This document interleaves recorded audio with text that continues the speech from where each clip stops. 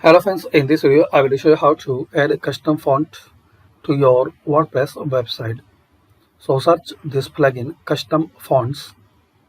Custom fonts plugin allow you to add more fonts that extend formatting options in your website.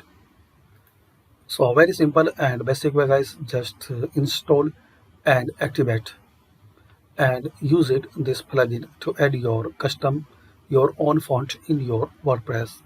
If you have any question or query, so comment it, I will try to answer it. So thanks for watching and please share, like and subscribe this channel for more useful videos. In this video we learned today how to add custom font in WordPress.